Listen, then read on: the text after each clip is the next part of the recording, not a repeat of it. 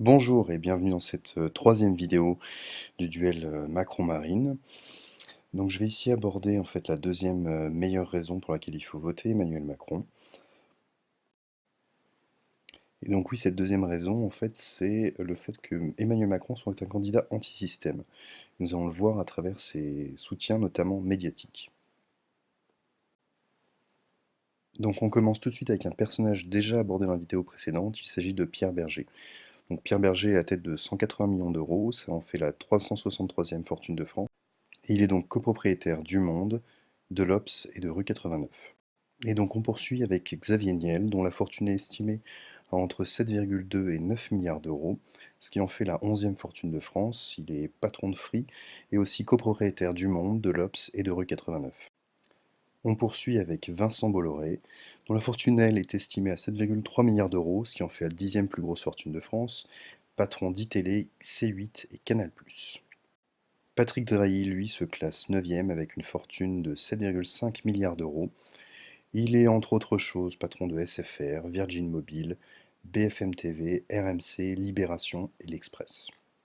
Bernard Arnault, lui, se classe 2e avec plus de 30 milliards d'euros.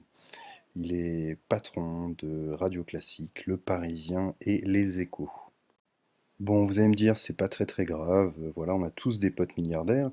Néanmoins, il suffit quand même de regarder un kiosque à journaux pour s'apercevoir quand même que Emmanuel Macron est quand même mis en tête de gondole. Bon, à contrario, il suffit de consulter la page du Monde pour s'apercevoir que le programme de Marine Le Pen est inapplicable, que même c'est le mal incarné. Bon, on pourra toujours rétorquer que c'est des cas particuliers qui sont mis en avant, que c'est de la manipulation, tout ça. Il se trouve quand même que, il y a les stats qui existent et donc Marianne a produit une analyse montrant en fait les temps comparés aux candidats dans la période de pré-campagne.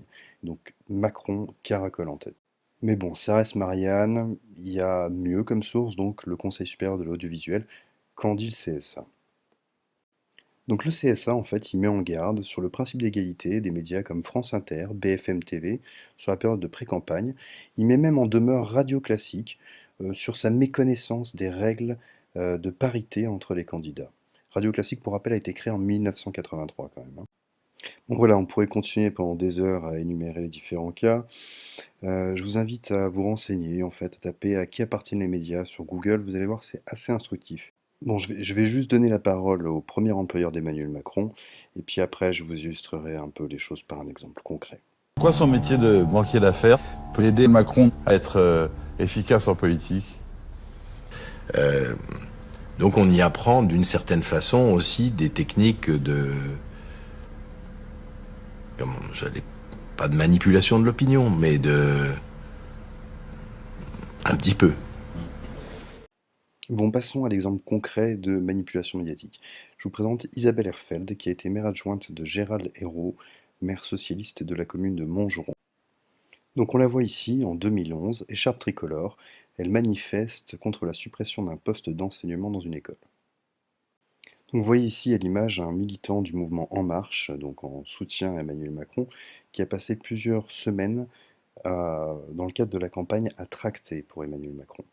En Marche, Parti socialiste, jusque-là pas de point commun entre les deux personnages, mais je vais vous demander de regarder attentivement les images diffusées lors de la manifestation de dénonciation de Nicolas Dupont-Aignan face à son soutien pour Marine Le Pen.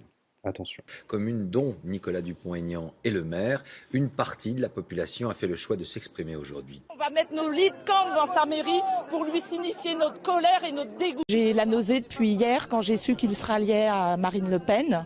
Et donc il me semblait essentiel de venir ce matin et je viendrai demain et après-demain. Je pense que certains se sont certainement réveillés avec la gueule de bois ce matin en se rappelant les nombreuses fois où ils ont mis leur bulletin de vote en sa faveur. Macron, c'est vous qui avez conseillé à David de Rothschild de le rencontrer?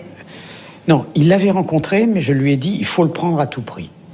Mais pourquoi il faut le prendre à tout prix? Parce que c'est quand même un métier de pute. Pourquoi il faut prendre Macron? Parce que c'est un métier de pute. Merci à la Minc, dont la fortune est estimée à 185 millions d'euros et qui a bossé notamment pour la Fnac et pour Yves Saint Laurent. Yves Saint Laurent qui est la propriété de Pierre Berger. Voilà, la boucle est bouclée. Merci d'avoir regardé et n'oubliez pas de vous abonner surtout.